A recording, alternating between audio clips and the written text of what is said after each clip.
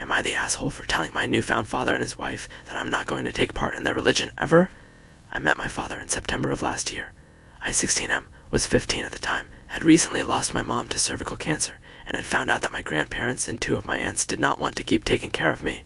And instead of letting me go to my aunt out of state, they contacted the man who wanted nothing to do with me before, and involved a social worker, so I would need to go to him instead of the aunt I actually knew and who did want me. Because a social worker was involved, she made the effort to put me with my biological father over my aunt. I pleaded with her to let me live with my aunt, and my aunt pleaded for this as well, but we were denied. I was told a biological parent will always get custody over an aunt or uncle who has no legal rights to the child, especially when my original guardians, my grandparents, sent me to my father instead. So in October, 3.5 weeks after I met him for the first time, I moved to another state to live with my father and his family. For those who will tell me I was lied to or whatever, my father has admitted he knew about me, but he was disgusted and embarrassed by his promiscuous ways in the past and for having premarital sex, and he decided to start over.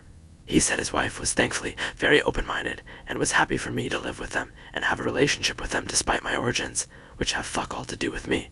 My father and his wife are very religious. I'm not. I was raised by an atheist mom, had a mostly atheist family, and I have no interest in joining or taking part in anything religious. This is a serious point of contention with my father and his family, who tried taking me to church and try to set it up so I will join their church and get baptized. I have refused. I have also said I want to live with my aunt, but that gets denied. I do talk to her via DMS and video calls, but it's not the same.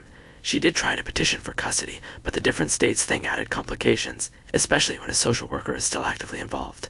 Things got way more tense recently because two of my father's other kids were questioning me on why I don't pray and stuff like that, and I told them I didn't believe. They tried to get me involved with their church stuff, and I said no.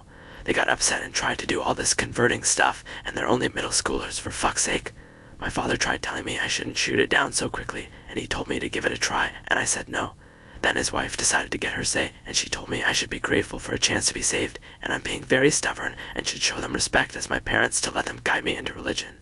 I told her they are not my parents. They are Rondos I'm forced to live with, and I will never take part in their religion ever, and they need to accept that because I don't believe in God or anything. They didn't like my closed-mindedness, and they were pissed I spoke to them with such finality. Am I the asshole?